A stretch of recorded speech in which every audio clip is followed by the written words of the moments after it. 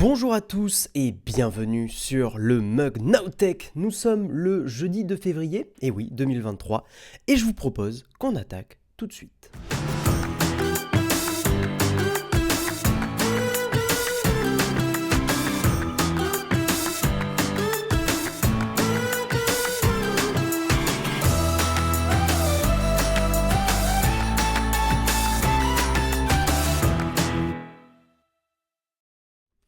Bonjour à tous, très content de vous retrouver pour ce mug, bienvenue à vous tous, salut. Son générique plus fort par rapport au micro, ah oui, il faut vraiment que je règle ça. Il faut que je me le note, Samuel, il faut que je me le note, sinon j'oublie à chaque fois. Désolé pour vos oreilles, j'espère que c'était pas trop embêtant. Salut à tous en tout cas, salut à toutes et à tous, salut M Dragonfly, salut monsieur Olek Impec, comment vas-tu?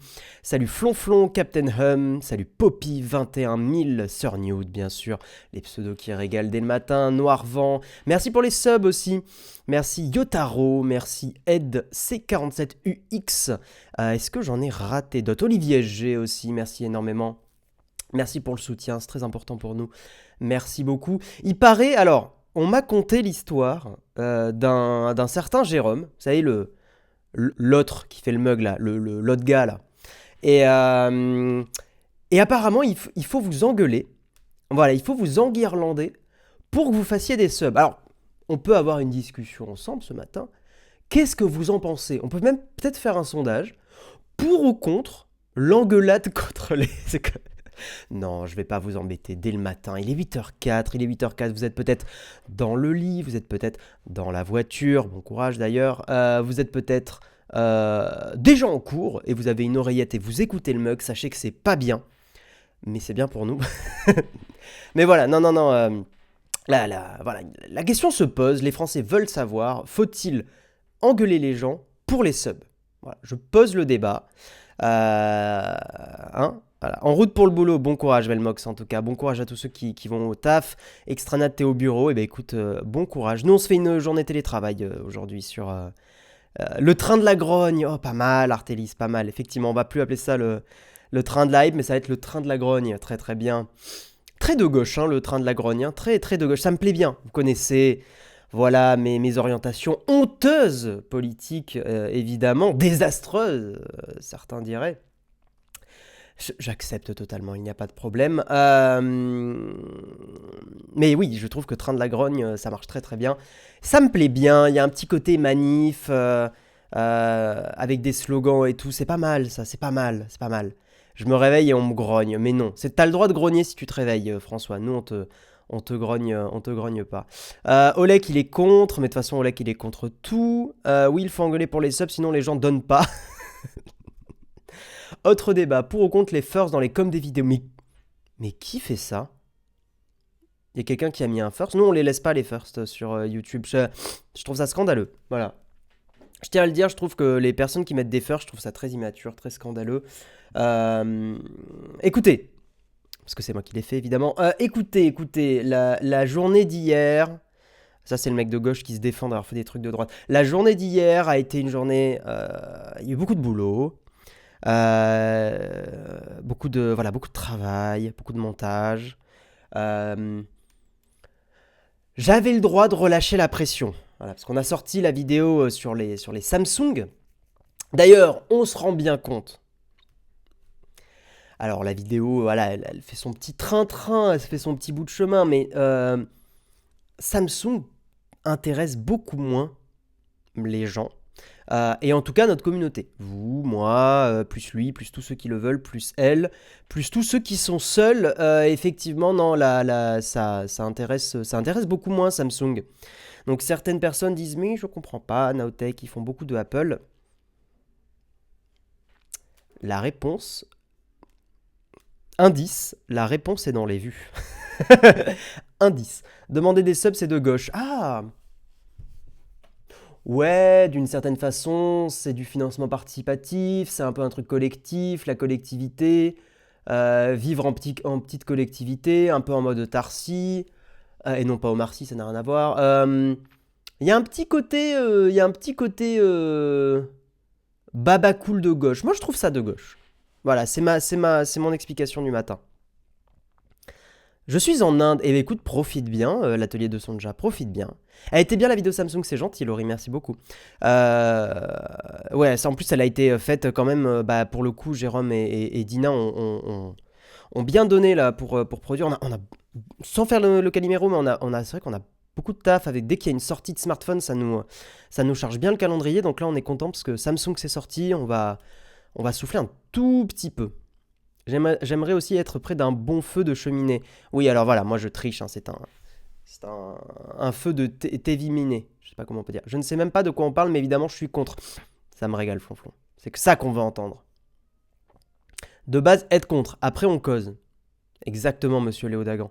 Il faut engueuler pour les subs. Le gars qui est schizophrène, qui nous vend du Samsung et utilise du Apple. Sympa les vidéos. Ah, mais on est comme ça, nous. On est rempli de paradoxes. On adore ça.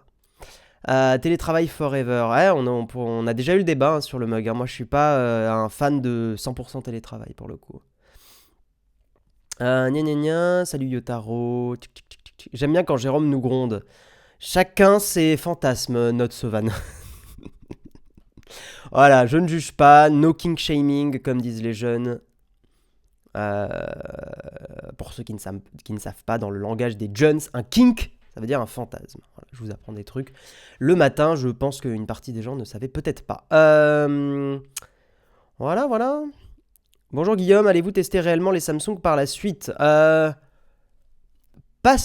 peux pas m'engager à dire qu'on va faire un test. Putain, on dirait un politicien.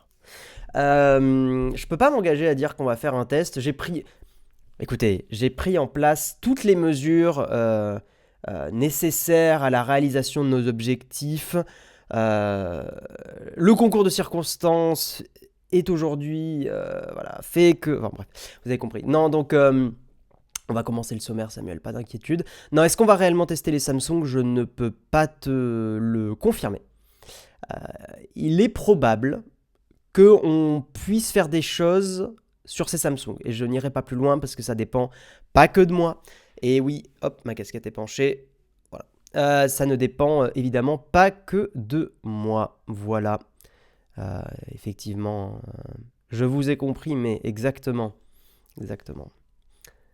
Alors, peux-tu expliquer concrètement ce que ça veut dire quand vous dites qu'Apple est mieux pour les réseaux sociaux qu'Android? Bah ça veut dire d'expérience, expérience qui était un peu tristoune et on fait des gros bisous à Samsung, on les aime, mais Samsung, comme toutes les marques de smartphones, invite parfois à des événements parce que ça permet de faire des photos, des vidéos avec leurs appareils. Et quand tu essayes de faire parce que c'est notre métier, hein, quand tu essayes de faire une story Instagram par exemple, et que la vidéo lag, pour une raison, je ne sais pas, bah ça la fout un peu mal. Et, pareil, de notre expérience, et des smartphones on en voit passer quand même, ça n'a jamais bugué sur Apple. Il n'y a que sur des Android où, notamment les stories Insta, parce que c'est spécifiquement ce point-là, enfin ça fait partie des points spécifiques, étaient buggés. Étaient buggés des fesses, quoi. Voilà, hein, donc effectivement... Effectivement, nous, c'est à chaque fois, c'est souvent d'année en année qu'on reteste et on dit, bah, c'est pas encore au point, quoi. Donc là, j'espère qu'effectivement, Samsung a bossé dessus. Voilà. On va faire le sommaire, parce que le S5 II, il est très très bien. On va faire le sommaire, mesdames et messieurs, on va faire le sommaire.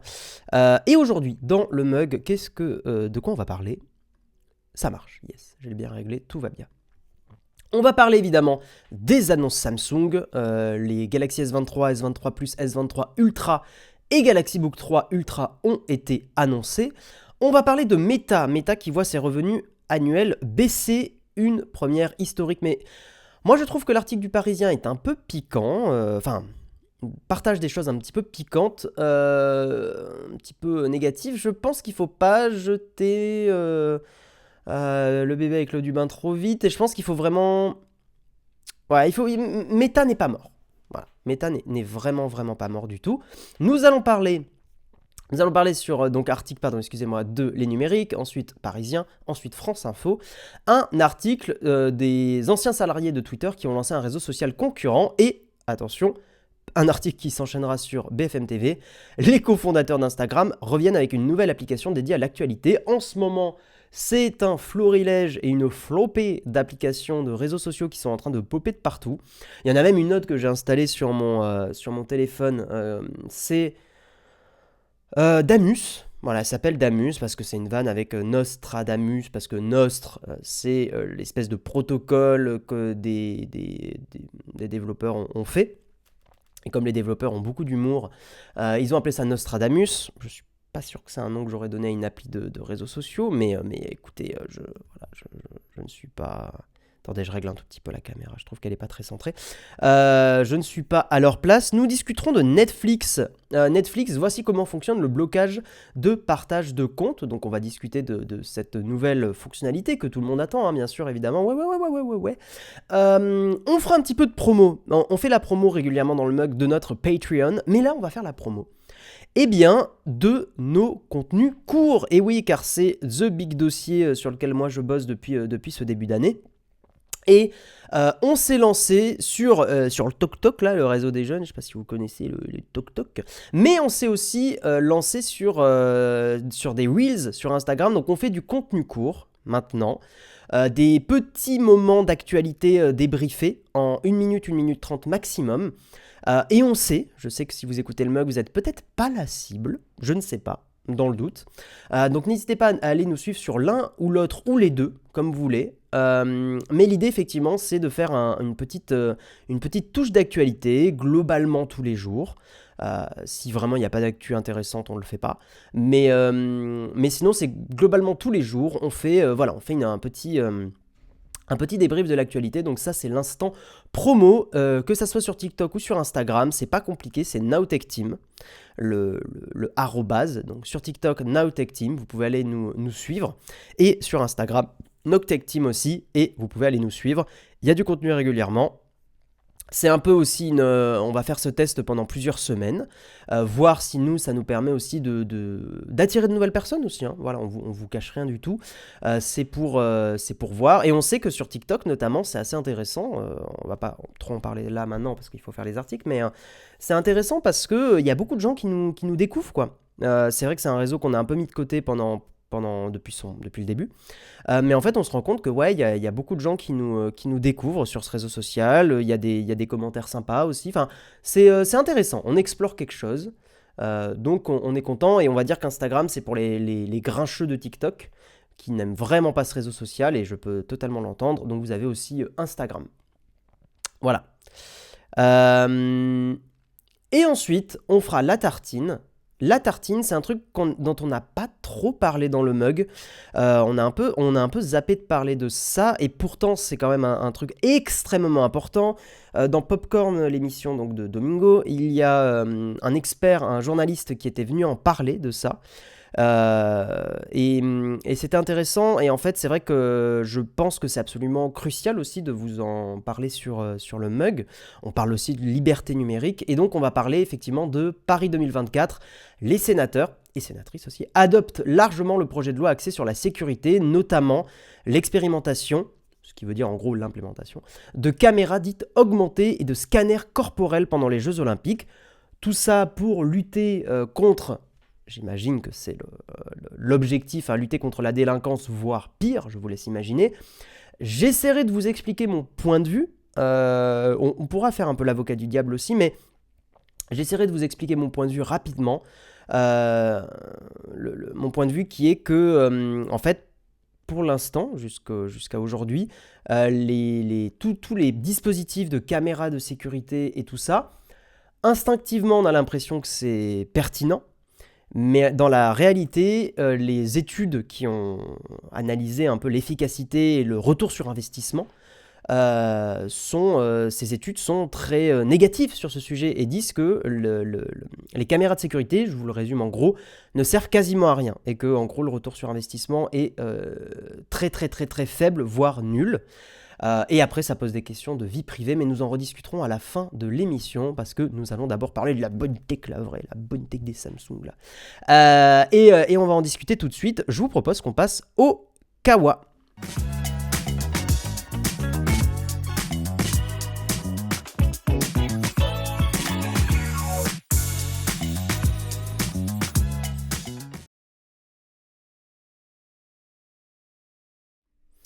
Nous allons donc parler, mesdames et messieurs, des Samsung. Et j'ai envie de vous demander dans le chat, c'est quoi votre ressenti un peu sur ces Samsung? Parce que nous, on a l'impression, je pense que c'est pas qu'une impression, qu'ils intéressent pas beaucoup de monde ces Samsung, hein. Malgré le 200 mégapixels, j'ai vraiment l'impression que ça intéresse pas beaucoup de monde et le prix est quand même très dissuasif. On va reparler des prix, hein. Ils sont, je crois, mentionnés dans l'article. J'espère.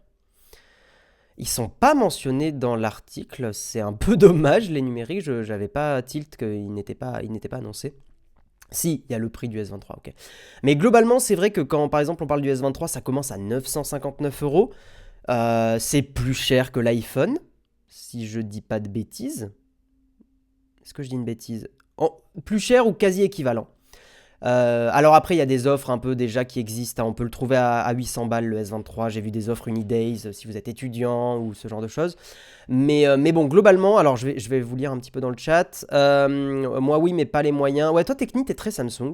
Je comprends, hein, c'est cool Samsung quand même. Leur OS est quand même très sympa. J'avoue que moi, la feature de Samsung que j'adore, c'est Samsung Dex, que je trouve absolument génial. Non, mais moins cher. Salut Willy, bienvenue à toi.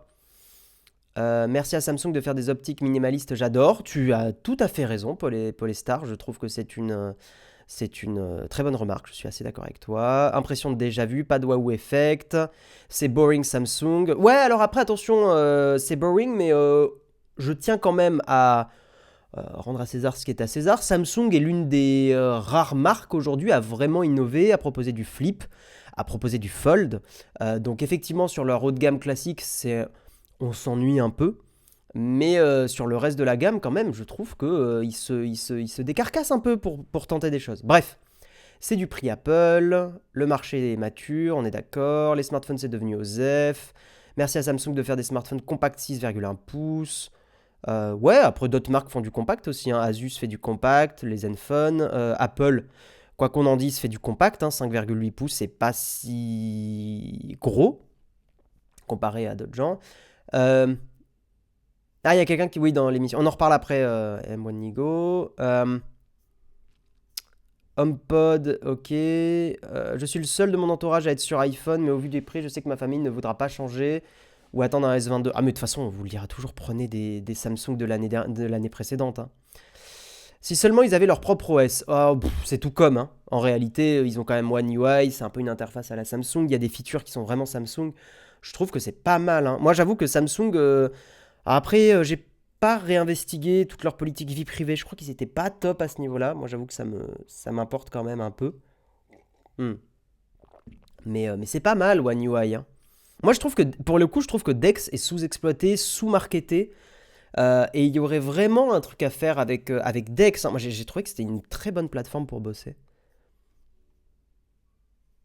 Voilà, bon, bref, parlons de ces nouveautés. Donc S23, S23 Plus, S23 Ultra et Galaxy Book 3 Ultra. Après plusieurs semaines de fuites et autres rumeurs, Samsung a enfin officialisé sa gamme inédite de smartphones Galaxy S. Le géant sud-coréen a levé le voile sur les nouveaux S23, S23 Plus, S23 Ultra, ainsi que sur le nouveau Galaxy Book 3. Alors, qu'est-ce qu'on sait? Donc, ces smartphones ont été révélés, je vais éviter de faire une redite. Globalement semblables à leurs prédécesseurs, les S23 et S23 Plus adoptent néanmoins un design unifié avec le S23 Ultra. Je trouve d'ailleurs le design quand même très très beau de ces smartphones, plus que les iPhones, je dirais. Pour vous montrer une image un petit peu en grand, ça ressemble à ça. Et je trouve que c'est un design très élégant, assez statutaire aussi, d'un certain sens. Certains diraient ça ressemble à l'iPhone, je serais pas trop d'accord pour dire que ça ressemble à l'iPhone. Je trouve que la façon dont les capteurs photos sont placés, je dirais pas que ça ressemble à un iPhone. La forme peut-être un peu, mais globalement ça va, ils arrivent à avoir leur identité. Je trouve par contre qu'en blanc, ils sont quand même bien plus élégants, ces nouveaux téléphones. Et le Ultra est quand même très sympa. Voilà, je tiens à le dire. Tic tic tac tac tac, design unifié. Désormais, leurs modules photos sont désormais intégrés à... Désormais, leurs photos sont désormais... Ah, les numériques, va falloir relire un petit peu vos phrases. Directement intégrés à la coque dorsale. Leur écran est lui aussi identique. 6,1 et 6,6 pouces. Technologie dynamique AMOLED 2X, mais sans le LTPO. Alors ça, j'avoue que ça fait un peu économie de bout de chandelle quand même, Samsung. À un smartphone qui a quasiment 1000 euros, vous pourriez foutre l'affichage adaptatif de 1 à 120 Hz dessus, quand même. Hein, voilà, vous êtes quand même en plus le leader des écrans de téléphone. Vous pourriez un peu unifier tout ça. C'est quand même, je le redis, c'est un téléphone à 1000 balles, donc ça la fout un petit peu. Les 3 smartphones de la série sont munis d'un Snapdragon 8 Gen 2. Il remplace l'Exynos, ça on en a parlé notamment sur TikTok, effectivement, ça remplace l'Exynos, c'est un peu la grosse news, donc pas de différenciation entre l'Europe et le reste du monde. 8 Go de RAM, batterie, on va de 3900 mAh à 4700 mAh jusqu'à 5000, c'est pas précisé dans l'article pour le Ultra. Concernant la photo, donc le Ultra a un nouveau capteur de 200 mégapixels. Si on a l'occasion, on serait très curieux de le tester. Ce 200 mégapixels, moi je l'ai toujours dit sur l'iPhone 14 Pro, le 48 mégapixels avec les photos ProRAW, je m'éclate et je trouve que j'ai fait des photos assez sympas avec. Le fait de pouvoir recadrer dans des photos de 48 mégapixels est quelque chose d'assez important pour moi. Indispensable, non, mais important, oui. Je suis quand même assez fan de photos. Les S23 et S23 Plus conservent un bloc photo comprenant un capteur de 50 mégapixels avec une optique grand angle, un 12 mégapixels et un dernier 10 mégapixels téléobjectif. Et ensuite, il y a l'annonce effectivement du Galaxy Book 3, un modèle ultra impressionnant. Donc il y a même deux appareils, deux ordinateurs qui ont été annoncés.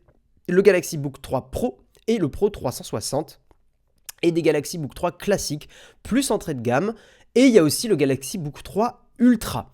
Le Ultra, c'est vraiment le top du top, avec une Nvidia GeForce RTX, donc génération 40, enfin 4, non on dirait plutôt 4000 pour le coup pour Nvidia, et notamment il y a une version équipée avec Core i9 et RTX 4070, Core i7 et RTX 4050, donc 2 versions différentes. C'est quand même une grosse config, le portable pèse même pas 2 kg, et c'est vrai que c'est une jolie prouesse, ils ont raison dans l'article, compte tenu de l'artillerie lourde embarquée. Maintenant, on pose la question, quid du refroidissement, parce que c'est très bien de caler des RTX 4070 et 4090, mais si tu es obligé de baisser le wattage, enfin les watts, la puissance, pour éviter que ça chauffe trop, c'est un peu dommage. Voilà.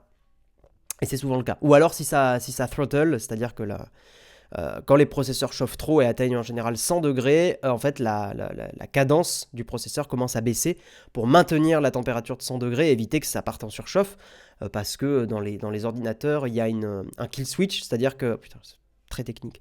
Enfin, très anglais, technique. Mais en gros, ça veut dire que si une température est trop élevée, l'ordi s'éteint pour éviter que ça brûle des composants dans l'ordinateur, quoi.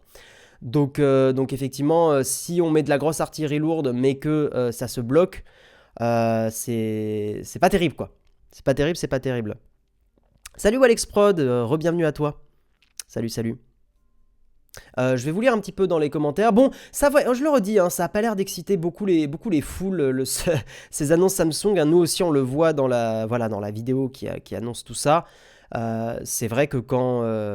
c'est chiant, hein, parce que nous, on aimerait bien que ça soit un peu plus équilibré, mais quand on parle d'Apple, ça intéresse beaucoup plus de monde, et quand on parle de Samsung, là... Après, c'est peut-être spécifiquement les S23, S23 Plus, S23 Ultra. C'est vraiment juste une petite évolution de la gamme, c'est pas du tout une révolution, c'est pas du tout intriguant. Donc je pense que c'est aussi ça qui explique. Hein. C'est aussi ça qui explique. Parlant photo, vous utilisez l'appli iOS. Ouais, non, j'utilise l'appli iOS moi, en ProRAW. Je fais que des photos en ProRAW parce que beaucoup de photographes et de testeurs l'ont bien montré. Quand tu prends des photos sans le ProRAW avec l'iPhone, tes photos sont beaucoup trop... la netteté est beaucoup trop ajoutée artificiellement par Apple. Et tu obtiens des photos qui sont trop texturées. Alors, je te dirais que sans...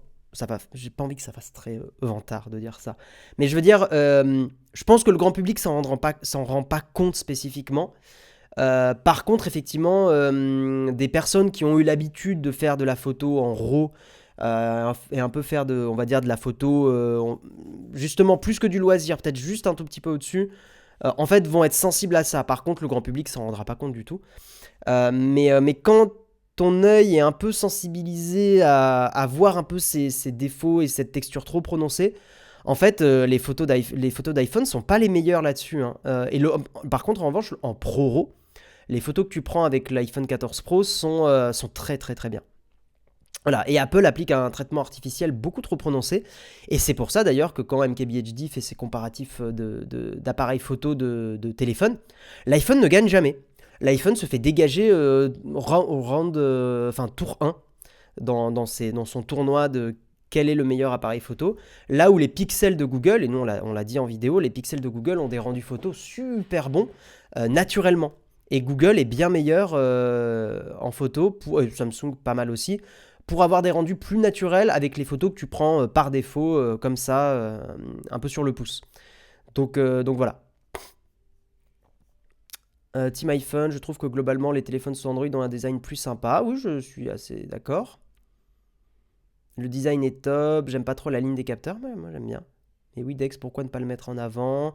Depuis quelques années, j'ai l'impression que c'est plutôt souvent Google qui s'inspire de One UI. C'est bizarre, j'ai eu iPhone Xiaomi S22 Ultra, c'est l'interface la plus buggée. J'adore le feeling avec ce téléphone, je sais pas pourquoi. Mais j'aime beaucoup le feeling des Samsung aussi, moi aussi. Ouais, je suis d'accord.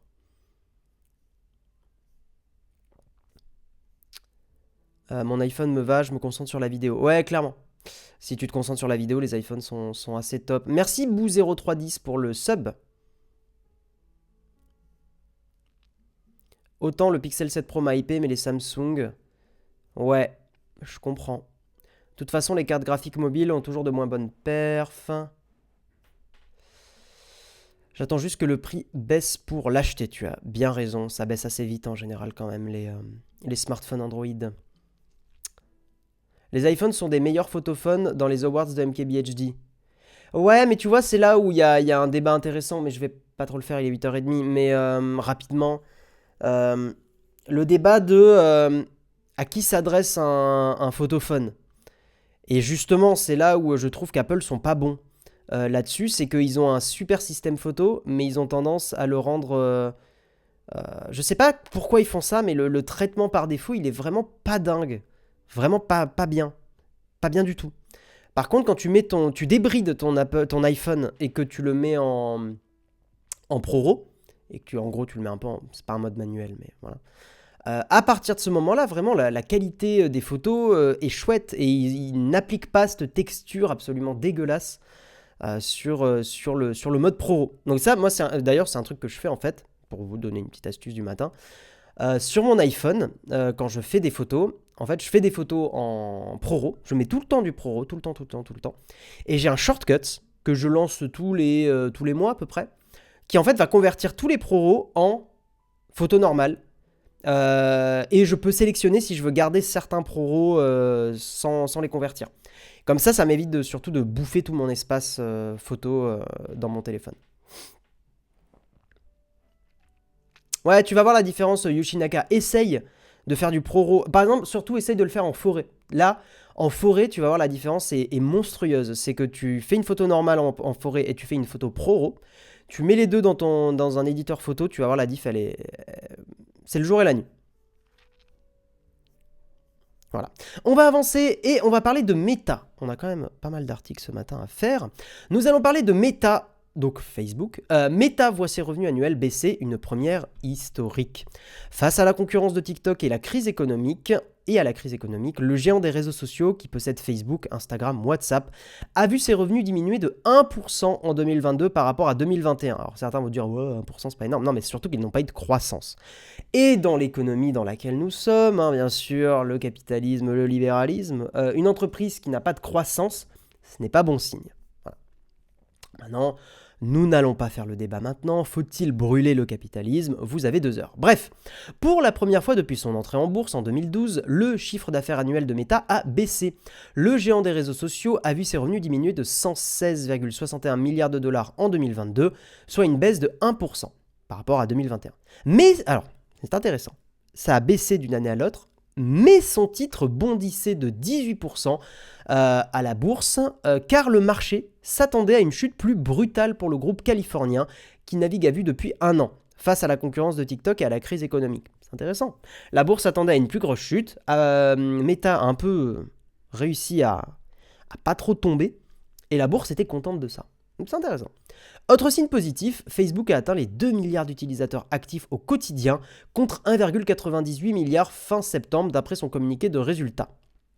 Bon, c'est pas une très grosse augmentation quand même. Mais, phrase importante de l'article, j'ai trouvé, en tout, quelques 3,74 milliards de personnes, c'est monstrueux, utilisent au moins un des services de l'entreprise, réseaux sociaux et messagerie, tous les mois.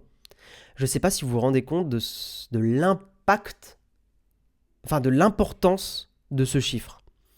Pour analyser, c'est hyper... En fait, on a tendance à analyser Meta sur plein d'aspects, mais on a tendance à oublier ça. Meta, c'est 3,74 milliards d'utilisateurs au moins une fois par mois. Dans l'histoire de l'humanité, ce n'est jamais arrivé. Une entreprise qui a un tel pouvoir, c'est bluffant. C'est hallucinant. Et c'est très important de le garder en tête pour analyser Meta, parce qu'on a beau dire, oui, Meta, gna gna gna, c'est pas bien, Yahoo et Meta, ils sont en train de pourrir, de machin, gna gna gna. Non. Ils tentent des choses avec le métaverse, mais c'est... Alors, presque la moitié de l'humanité. Maintenant, attention, est-ce que dans ce chiffre, est-ce un humain qui a 3 comptes, ce chiffre inclut ça ou pas? Je pense que c'est pas 3 milliards de personnes individuelles. C'est ça toute la nuance. Mais j'imagine. Mais c'est quand même monstrueux. Mais ces bonnes surprises ne masquent pas la réalité d'une entreprise qui a connu des jours meilleurs. Attendez, excusez-moi, il faut que je coupe la vidéo automatique, ça me perturbe beaucoup. Mais ces bonnes surprises ne masquent pas la réalité d'une entreprise qui a connu des jours meilleurs. Au 4e trimestre 2022, Meta a réalisé un chiffre d'affaires de 32,17 milliards de dollars, moins 4% sur un an, et a vu son bénéfice net divisé par 2. Ouais, donc c'est quand même beaucoup. La société inquiète les marchés depuis un an, quand le groupe avait pour la première fois perdu des utilisateurs sur Facebook. C'était peu après son changement de nom et l'annonce de son pivot vers le métaverse. Reality Lab, la branche chargée de développer le métaverse, a creusé ses pertes à 4,3 milliards de dollars pendant le trimestre écoulé, après avoir déjà perdu 3,7 milliards au 3e trimestre et 2,6 au 2e. Donc ça veut dire que toute la branche métaverse ne génère pas du tout de bénéfices. Donc là, vraiment, le métaverse pour Facebook, il faut bien le comprendre, c'est une perte sèche monstrueuse. Voilà, important de le retenir. Mark Zuckerberg... Alors, par contre, cette phrase, elle est intéressante parce que je suis pas d'accord avec... Enfin, je suis un peu dubitatif face à cette déclaration. Mark Zuckerberg, le patron du groupe, va devoir accepter la triste réalité. Les entreprises et les consommateurs n'ont pas d'appétit pour les mondes virtuels en ce moment. Alors, je suis d'accord. Mais à la fois, je suis très curieux de voir comment le marché va évoluer quand Apple va lancer son casque, et potentiellement d'ailleurs peut-être son réseau social virtuel ou ce genre d'univers, parce que je fais partie des gens qui pensent que Mark Zuckerberg a plutôt raison dans le métaverse. Il est peut-être trop en avance, et ça c'est souvent un problème. Mais je fais partie des gens qui pensent qu'il a plutôt bien pressenti quelque chose. Et que hier, j'ai testé un peu de mixed reality. C'était une invitation de HTC. Et je vois le potentiel. J'avais jamais testé de la réalité mixte. C'est-à-dire, je vois ce qui m'entourait et je pouvais avoir des éléments en VR. C'était pas 100% au point. Mais... je pense qu'il y a une part d'avenir là-dedans, clairement. Enfin, le fait de l'avoir testé m'a un peu confirmé ce que je pensais, mais le jour où les casques seront très light, ça sera juste des petites lunettes qu'on a à mettre et que ça sera pas plus compliqué que ça va changer nos usages numériques. Apple ou pas, franchement, tant qu'il faut mettre un casque, surtout un OS fermé, je pense pas que ça va attirer le grand public. Toujours se méfier de ce genre d'a priori à Wendigo. Rappelez-vous les AirPods. Moi, je trouve que l'exemple des AirPods, il est rigolo. Les AirPods, quand c'est sorti, tout le monde s'est foutu de la gueule d'Apple. Tout le monde a dit « mais personne va mettre des cotons-tiges dans les oreilles, blablabla. » 3 ans plus tard, Si on prenait 3 ans plus tard, les AirPods sont partout. Et je sais plus à quelle position ça serait dans les entreprises américaines, mais si on prenait uniquement la division AirPods d'Apple, je crois que ce serait une entreprise qui serait à la, je sais plus, 20e ou 30e place, il y a quelque chose comme ça. Enfin, c'est une... rien que la division AirPods chez Apple est une entreprise ultra importante pour Apple. Ultra énorme, en fait. Et tout ce que je veux dire, c'est qu'effectivement, on a vite fait de se mettre des a priori de mais jamais les gens vont faire ça. Rappelez-vous aussi la sortie du premier iPhone. Les gens qui ont dit mais jamais les gens achèteront ça. Il y a déjà des ThinkPad, des machins et tout. Regardez l'arrivée de Guillaume. J'ai noté qu'on était dubitatif. Les intras existaient déjà avant. Oh, c'est pas pareil. C'est pas pareil. Et c'est devenu à la mode. Maintenant, on est juste circonspect. J'ai l'impression que c'est plus le retrait du jack qui a fait débat. Ouais. En fait, ce que je veux dire, c'est qu'on a vite fait, en tant qu'humain, de s'adapter quand même. Si l'usage est intéressant et apporte vraiment quelque chose, on va s'adapter. Et ça va rentrer dans les mœurs. Il y a toujours une petite année, 1 à 2 ans de résistance un peu, et après les technologies sont adoptées. Comme ses voisins Google ou Snap, Meta souffre à la fois du succès de TikTok, de la diminution des budgets des annonceurs à cause de la crise économique et des changements d'Apple. Ça, on en a déjà parlé. De nombreuses grandes entreprises ont mis en place des plans sociaux d'envergure à l'automne. Ça aussi, on en a énormément parlé. En novembre, le patron Mark Zuckerberg a annoncé que Meta allait supprimer 11 000 postes dans toutes les divisions, jusqu'à Reality Labs aussi. Des emplois ont été enlevés de Reality Labs, ont été supprimés. Et les embauches sont gelées jusqu'à la fin mars 2023. Je cite, 2022 a été une année désastreuse pour Meta avec les licenciements, la mauvaise conjoncture économique, la concurrence forcenée d'autres plateformes comme TikTok et les critiques sur ses ambitions pour le métaverse. Un retour à la croissance des recettes publicitaires en 2023 requiert, selon l'analyste, que le groupe se concentre sur son cœur de métier, les réseaux sociaux Facebook et Instagram. Mais cela signifie que Meta délaisse un peu son cher métaverse. Une pilule amère pour Mark Zuckerberg, note-t-elle. Ouais, mais Après ça, voilà, c'est son opinion et j'imagine qu'elle a un intérêt à dire ça, évidemment. Je pense que ça serait une erreur que Meta délaisse le métaverse et n'essaie pas de s'engouffrer dans la brèche. Par contre, définitivement, il faut qu'ils arrivent à rendre ça plus sympa, quoi. Je sais pas comment l'expliquer, mais à rendre ça plus grand public, moins effrayant. C'est effrayant le métaverse de Facebook, il est effrayant. Marc, si tu m'écoutes, il fait peur ton métaverse. Il est trop lisse, trop LinkedIn, quoi.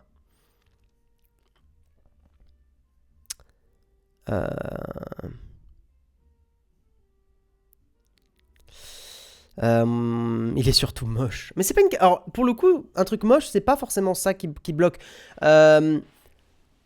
VRChat, par exemple, on va dire le seul vrai métaverse qui fonctionne vraiment aujourd'hui, VRChat est immonde. Le logiciel VRChat, le jeu logiciel VRChat. Mais les gens y vont parce que t'as une espèce, pour y avoir joué, t'as une espèce de sensation de liberté et un peu de soirée où tu sais pas trop ce qui va se passer, qui est absolument génial.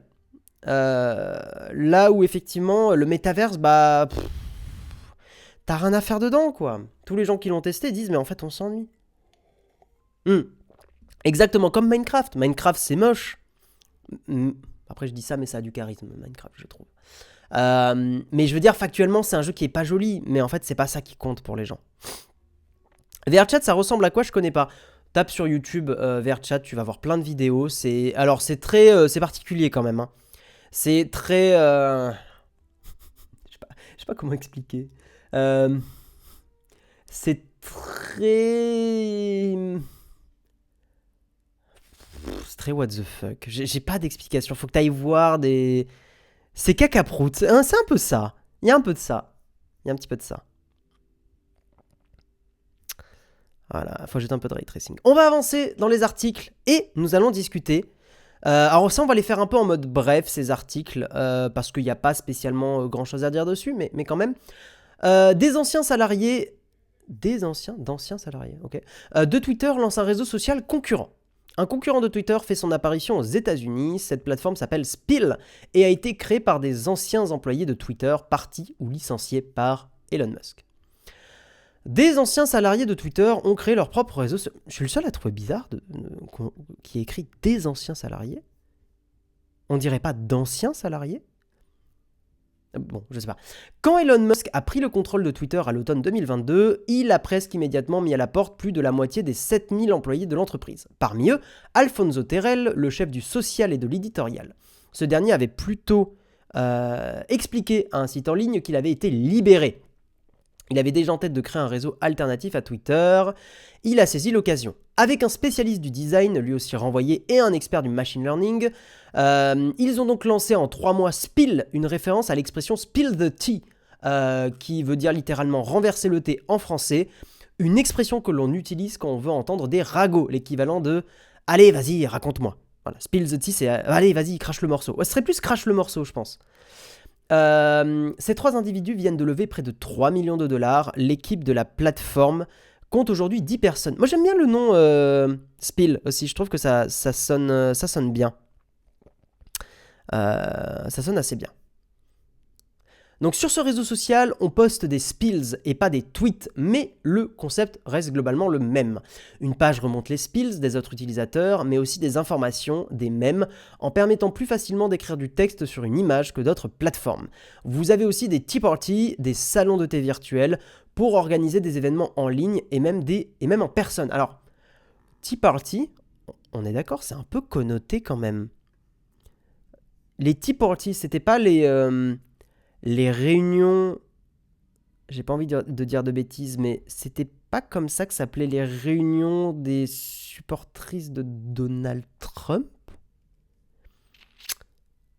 Attendez, je vais checker, mais j'ai un petit doute. Là, j'ai un petit doute. Les Tea Party, c'est connoté, hein, on est... Mouvement politique... Ouais, c'est ça, c'est connoté... Ah non, ok, je suis sur Wikipédia, conservatisme fiscal. Oui, donc ça a l'air d'être de droite, voire très de droite. Présidence Obama, c'était ça. Il a émergé pendant la présidence Obama. Tea Party. Gna gna gna gna. Blablabla. Oui, c'était quelque chose de très lié à Donald Trump quand même, non? Ultra conservateur. Ouais, il me semblait bien. D'accord, merci pour les précisions aussi dans le chat. Mais il me semblait bien. Je sais pas si je rappelais ça comme ça. Mais bon. À l'origine anti-anglais, maintenant ultra conservateur React. Il me semblait bien. Ok.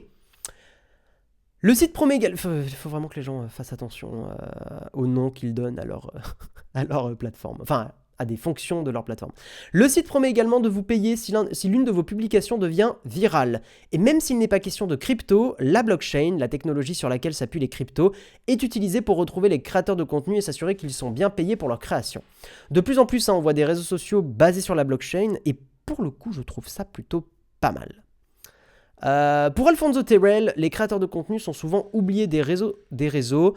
Au site TechCrunch, il explique que les femmes noires et les homosexuels, notamment, peuvent lancer des tendances récupérées et popularisées par d'autres réseaux, j'imagine. Ah oui, alors cette phrase, elle est bizarrement écrite. Je pense que la phrase dit le contraire de ce qu'elle voulait dire à la base. Donc, je le redis, hein, le site a été... Ouais, les créateurs du site sont noirs comme les conseillers stratégiques recrutés. Il y a aussi une militante qui s'appelle April Rain, qui avait dénoncé le fait qu'il y avait peu d'acteurs de couleur, et notamment noirs, dans les nominations aux Oscars. Et c'est pour ça que je vous dis que la phrase du dessus me paraît un peu bizarre, parce qu'il est écrit « La formule MeToo, par exemple, a été créée en 2006, mais reprise en 2017, après le scandale Harvey Weinstein. Spill veut éviter cela. » On a l'impression qu'ils disent que Spill veut éviter qu'il se passe un MeToo sur leur plateforme. Donc je comprends pas trop la phrase. Bref, en tout cas, ce qui est intéressant, c'est qu'effectivement, c'est un réseau social qui a été créé par des personnes noires. Aussi, une militante fait partie de l'équipe. Et pourquoi, en tout cas personnellement, je trouve que c'est important, parce qu'effectivement, ça peut permettre d'avoir peut-être une modération plus sensible à certains sujets. Et je pense que c'est plutôt pas mal pour qu'on évite effectivement d'avoir des choses qui soient laissées sur certains réseaux sociaux, notamment Twitter. Twitter est accusé de laisser plus de place au discours raciste au nom de la liberté d'expression, la fameuse. Donc plutôt content effectivement de voir on va dire un board de direction qui n'est pas classique dans la Silicon Valley, et c'est, je pense, plutôt une bonne chose. Et de toute façon, on verra bien comment ils font leur réseau social. Parallèlement, les algorithmes sont discriminants, ils peuvent juger offensifs en termes d'argot anglais, inventé et utilisé régulièrement par des membres de la communauté noire. On a aussi vu ça, on parlera des caméras de sécurité un peu plus tard, mais on a aussi vu que... pourquoi c'est important d'avoir des personnes noires ou de couleur, comme on dit, on va dire dans la direction de certains sites, c'est que beaucoup d'algorithmes, notamment de surveillance et de caméras de sécurité, ont tendance à considérer qu'une personne noire a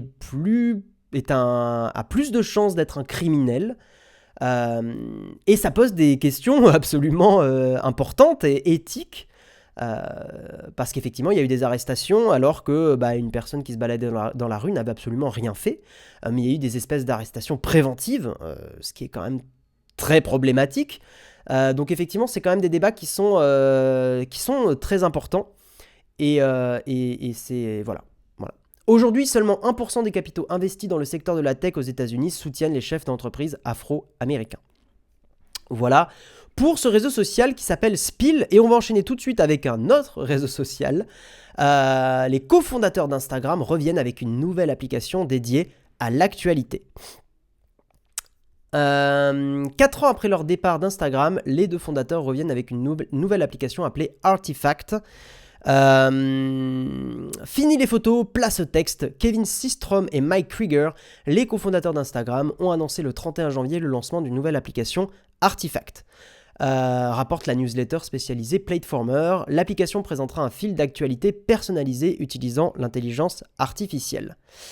Prenez un peu de Twitter et beaucoup de TikTok et faites-en un mélange, une sorte de TikTok avec du texte.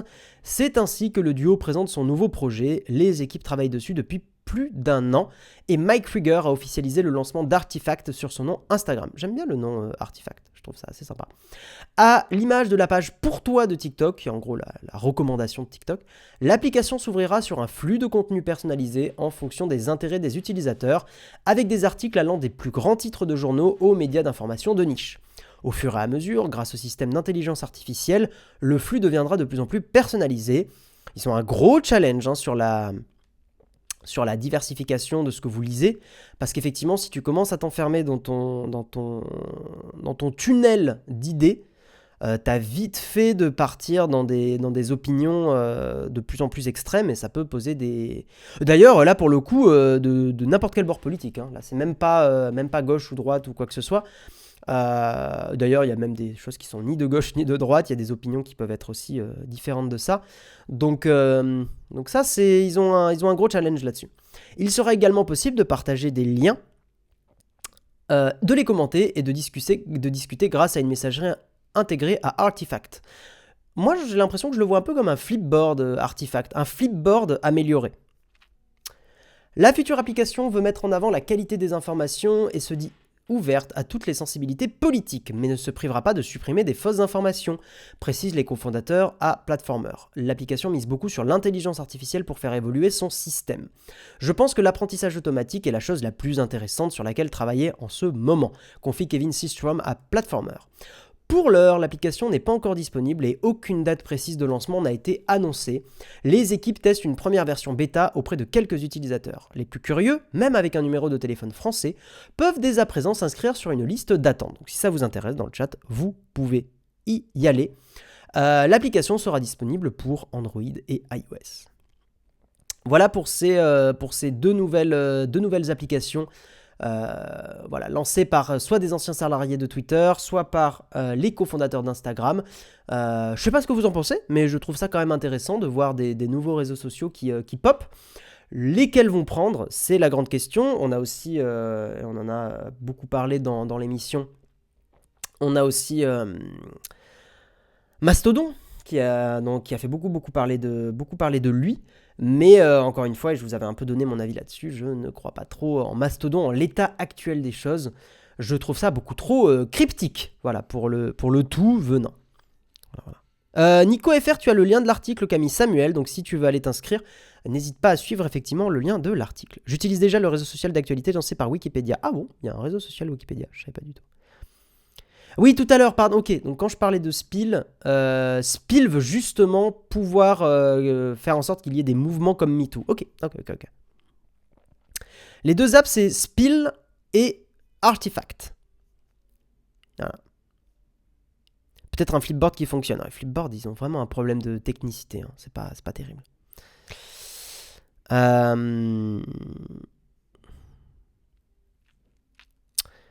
Je suis un peu d'accord avec toi, Mwandigo, je prends juste ton commentaire. Payer pour faire un contenu viral, les gens vont créer des contenus polémiques pour avoir des débats. C'est un peu le problème, effectivement, c'est que tu as quand même vite une limite quand tu essayes de... Quand tu essayes de faire des choses en faisant uniquement de la popularité, quand tu essayes de faire des contenus viraux, si tu crées pas du scandale quasi systématiquement, tu ne fais pas de vues. Et il y a un vrai risque, il y a un vrai travail sur les algorithmes pour mettre en avant des bonnes nouvelles. Et de ne pas être obligé de faire toujours du sensationnel ou du drama ou des choses comme ça. Alors après, en fait, d'une certaine façon, je serais presque pour que les algorithmes contrebalancent les biais humains. Alors c'est un grand débat philosophique, hein, mais contrebalancent nos biais humains. Si l'algorithme voit que tu commences à t'enfermer dans une bulle, que l'algorithme te propose des articles, même éventuellement mettre la mention, hein, mettre une mention, cet article est original. Mais d'ailleurs, YouTube le fait un peu. Et des fois, YouTube te suggère des contenus. Il te le dit, hein. Attends, c'est YouTube ou c'est une autre appli? Mais je sais qu'il y a une appli que j'ai vue qui m'a dit voulez-vous varier un petit peu ce que vous regardez? Voici des recommandations qui ne correspondent pas à vos centres d'intérêt. Et je pense que c'est quelque chose d'assez important. De ne pas avoir que des recommandations qu'on veut voir. Et notamment, je trouve que par exemple sur YouTube, c'est important pour découvrir de nouvelles choses. D'ailleurs, c'est pas forcément que politique. Hein. C'est sur YouTube, hein. Je crois que je l'ai vu sur YouTube ça. Je sais plus sur quel réseau, mais je crois que c'est ça. Snowden a parlé d'un nouveau réseau social sur Twitter. Je m'y suis inscrit effectivement à ce nouveau réseau social et il s'appelle... oui, j'en ai parlé tout à l'heure, Damus. Il s'appelle Damus. Et c'est intéressant parce que c'est un réseau qui n'a pas vraiment de mot de passe, Damus. Ils ont fait un système de clé publique, clé privée. Je trouve ça encore une fois trop cryptique. Par contre, ils ont fait un truc bien, c'est que tu n'as pas à choisir de serveur pour te connecter. Genre, ça te préplace sur un serveur. Parce que c'est un truc décentralisé. Et je trouve que c'est plutôt pas mal. Voilà. Ce n'est pas le contenu viral qui pose problème, ce sont les gens qui n'ont pas de recul. Non, je suis pas d'accord, parce que même quand tu es sensibilisé au mécanisme du contenu viral, tu peux tomber dedans quand même. Donc c'est pas une question... C'est des biais humains. Et il y a des gens qui sont plus ou moins sensibles, mais il faut vraiment toujours se méfier d'avoir l'impression que les gens... En fait... Je pense que c'est dangereux de dire aussi les gens sont bêtes ou les gens gobent tout. Je crois qu'on est tous faillibles là-dessus. Et je crois qu'il serait bien présomptueux de penser que certaines personnes sont un peu bêtes et vont gober tout. On est toutes et tous tombés déjà dans des infos, des choses qu'on a cliquées, des vidéos YouTube, des choses qui en fait sont pas correctes, quoi. Donc je serais un peu plus mitigé que toi. J'entends ton commentaire et je le comprends, mais je serais un peu plus mitigé que toi. Et je pense qu'il y a un vrai travail éthique sur les algos. Peut-être des lois à passer aussi, hein. Il y a des choses qu'il faut peut-être réguler. Sur le fait que des algorithmes doivent régulièrement proposer des contenus qui varient un peu, j'en sais rien. Et certains vont dire, mais quoi? Mais réguler des algorithmes, mais c'est des entreprises privées, elles font ce qu'elles veulent. Oui, mais la loi est là pour justement limiter certaines dérives. Voilà. Pour donner un autre exemple, typiquement, je fais partie des gens qui pensent que les scrolls infinis devraient être légiférés. On devrait légiférer sur les scrolls infinis. Et on devrait, c'est mon point de vue, hein, forcer les entreprises, ou les inciter si vous préférez, à ne pas placer des mécanismes de scroll infini qui sont, je trouve, pas dingues pour le mental, quoi. Le fait de jamais pouvoir s'arrêter, c'est un peu dangereux, je trouve. Disons qu'il y en a de plus bêtes que d'autres. Ouais, mais on est toujours le plus bête de quelqu'un d'autre. Il y a toujours quelqu'un de plus malin que nous. Donc, à quel niveau on se... Enfin, tu vois, qu'est-ce qui peut faire que nous, on va dire qu'il y a d'autres gens qui sont plus bêtes? Je trouve que c'est une pente, un peu, de partir sur ce genre de... On est toujours le con de quelqu'un d'autre, comme on dit. Merci Scampinu pour ton message, merci, c'est gentil. Le scroll infini donne des hémorroïdes, c'est ça, il faut une campagne publique française. Des affiches de pub, exactement.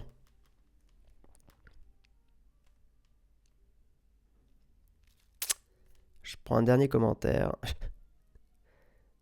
C'est pas une question d'être bête, mais de sensibilité. Je sais pas. Je crois pas que ça soit... Je sais pas. Je pense que... Non, moi je suis pas d'accord avec ça. Je pense qu'on a tous le même biais. Qui est qu'en fait, les humains, on est vulnérables à certains types de contenus. Et en fait, peut-être que vous et moi, dans le chat, on va être moins sensibles à certaines choses. Peut-être, par exemple... Donc t'as raison, tu vois, je dis sensible. Donc t'as raison, c'est une question de sensibilité. Là où moi, par exemple, je vais être très peu sensible à, typiquement, de la télé-réalité, par exemple, bah, je peux être beaucoup plus sensible sur des contenus politiques. Et peut-être tomber sur des contenus politiques où on va m'expliquer quelque chose, je vais être d'accord, et en fait, en prenant le temps d'étudier le dossier, je vais me dire, non, en fait, je pense que c'est plus compliqué. Voilà. Bon, sauf le fait que tout est de la faute de Macron, bien sûr. Ça, on est bien d'accord dans le chat, voilà. Allez, on avance. Et nous allons parler de Netflix. Et oui, Netflix. Alors, comment fonctionne le blocage de partage de compte? Et oui, ça y est, ça arrive, vous êtes contents, hein? On le sait depuis plusieurs mois que Netflix va empêcher le partage de comptes pour maximiser le nombre d'abonnements. Un changement qui a déjà été testé dans plusieurs pays. Netflix a détaillé plus précisément comment la plateforme allait mettre fin au partage de comptes. À mon avis, ça va marcher. Alors, supposition, ça va marcher comme les comptes Adobe. C'est-à-dire que tu as 2 licences par exemple, 2 ou 3 je crois. Et si tu commences à te connecter sur trop de comptes, en fait tu es obligé de supprimer la connexion sur un ancien appareil. Voilà, je pense comment ça va se passer. Après une mauvaise passe, les chiffres, blablabla, reviennent à la hausse, plusieurs stratégies, blablabla, ça on va un peu le sauter. Une nouvelle page a fait son apparition sur la FAQ de Netflix, repérée par G-Hacks. Elle n'y va pas par 4 chemins et indique qu'un compte Netflix est destiné aux personnes qui vivent ensemble dans un même foyer et que les personnes qui ne vivent pas dans votre foyer devront utiliser leur propre compte pour regarder Netflix. Sur cette page, la plateforme parle d'un foyer Netflix, blabla, un réseau... Netflix ajoute pouvoir détecter un appareil en dehors du foyer qui s'identifie ou utilise régulièrement le compte. Putain, bon courage pour détecter les gens qui ont des VPN. Il faudra parfois le vérifier pour qu'ils puissent continuer à regarder des films et des séries. L'autre solution est de changer de foyer Netflix. Alors, cette vérification consiste en un lien envoyé par mail ou par SMS. Sur ce lien s'affiche un code de confirmation à 4 chiffres qui expire au bout de 15 minutes. Il faut le rentrer sur l'appareil qui tente de se connecter.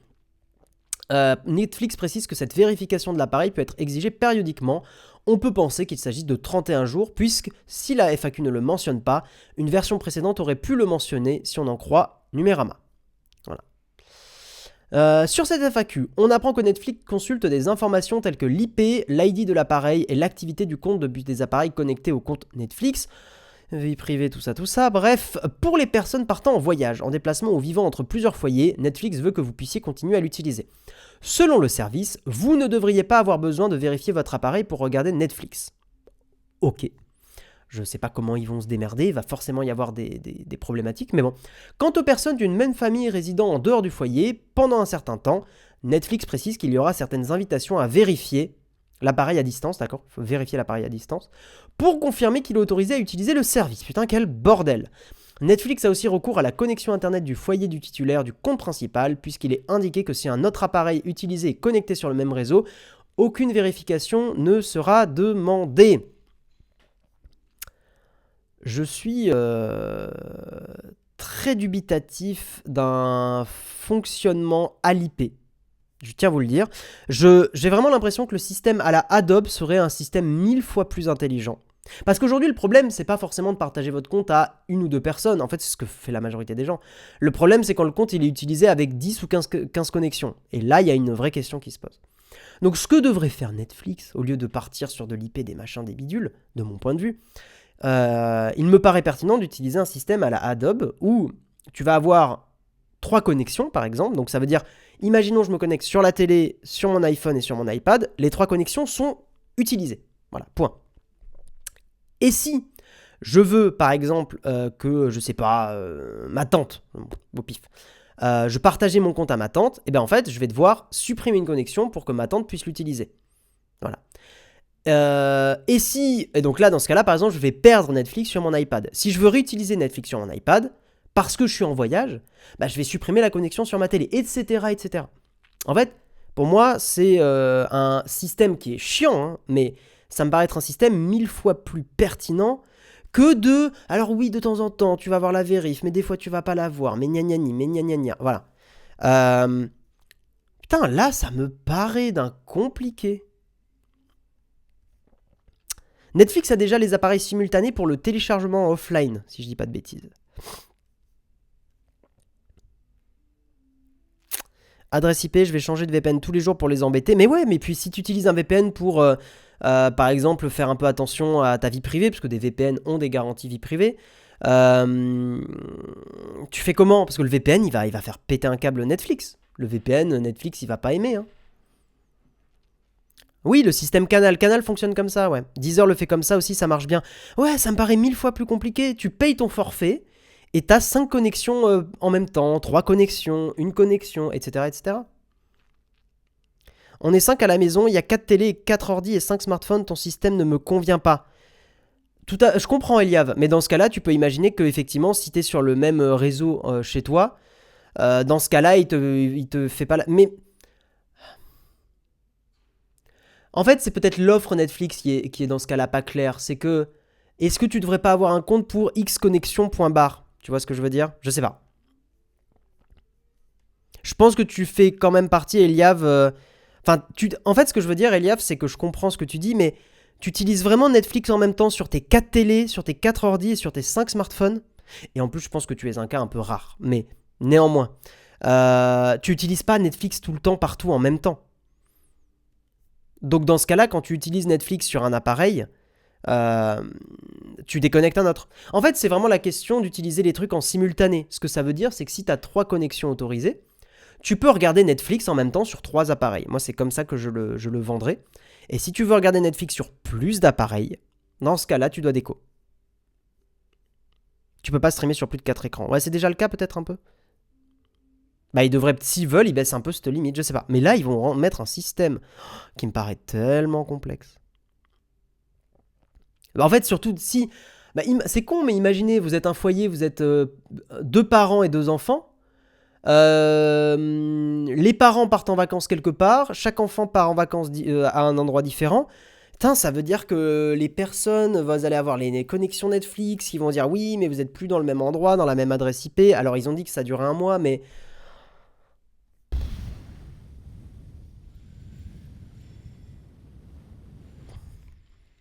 Ça me paraît compliqué. Spoil, ça va pas marcher. Non, mais ils ont dû ingénierer leur truc, hein. Je pense que si, je pense que malheureusement ça va marcher, mais je pense que ça va être compliqué. Problème de riche qui part en vacances plus d'un mois. Bah alors, enfin, t'as partir en vacances, Jess, mais tu peux aussi vivre autre part pendant quelques mois ou une année pour tes études, tu vois. Euh, genre pour le coup, tu peux avoir 2 ou 3 enfants et chaque enfant part différemment. Donc ça veut dire, en fait, ça veut dire que dans ce cas-là, chaque enfant devrait avoir son compte Netflix. Pourtant, c'est le même foyer, tu vois. Enfin bref. Bref, ça rend les choses compliquées et je trouverais ça beaucoup... Enfin bref, je sais pas.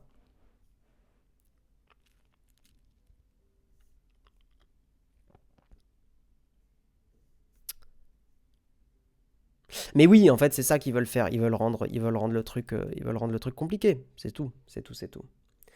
Bref, c'est la fin du Netflix comme on l'a connu, c'est comme ça. Voilà. Pouvons-nous y faire quelque chose? Non. Si vous voulez vraiment y faire quelque chose, il faut moins payer Netflix, et c'est-à-dire dans ce cas-là, couper votre abonnement mensuel quand vous n'utilisez pas Netflix. Si c'est... comme on dit, hein, money talks, l'argent parle, et c'est con, mais le fait de moins payer un service, c'est comme ça que ça fonctionne. Si vous voulez vraiment râler, vous aurez beau râler sur Internet et tout, ça changera rien. Ce qui va vraiment faire bouger les choses, c'est le fait de moins payer.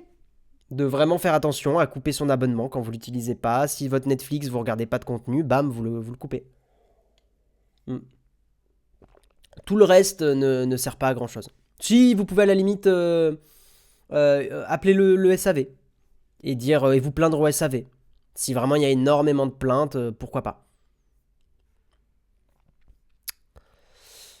Enfin voilà.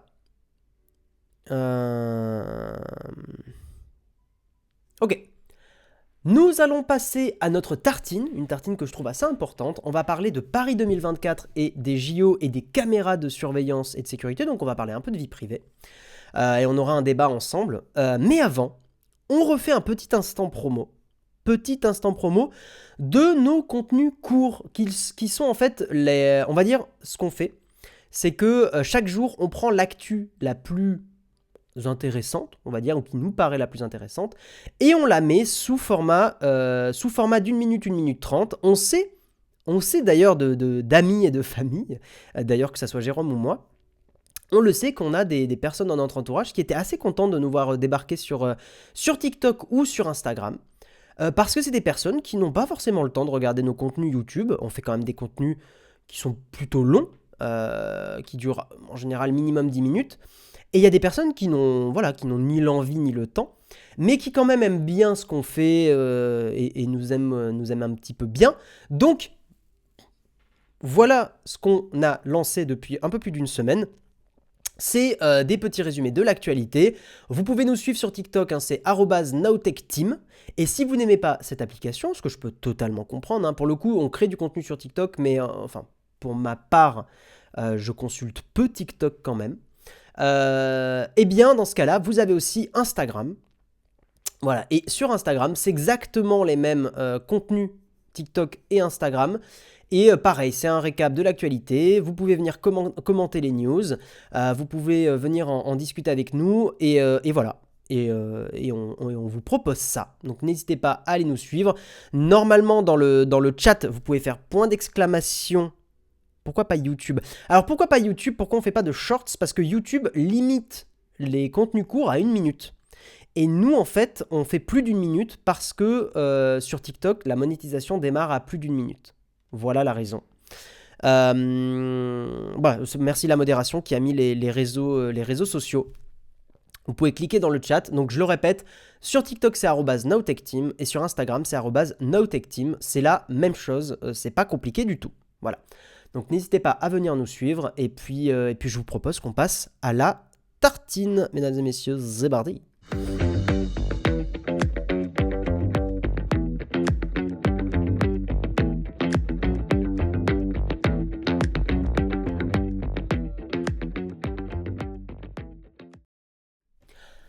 Un article important pour cette tartine, un article qu'en plus, je suis allé voir un petit peu le rapport qu'a fait la Quadrature du Net, qui est une association qui défend les libertés numériques, qui a fait un long dossier de 30 pages, un long PDF qui explique pas mal les choses. Je n'ai pas eu le temps de lire le PDF en entier, mais j'ai quand même pris le temps de survoler certains passages que je voulais voir, et donc on va parler de ça, parce que c'est quand même, je trouve, assez important.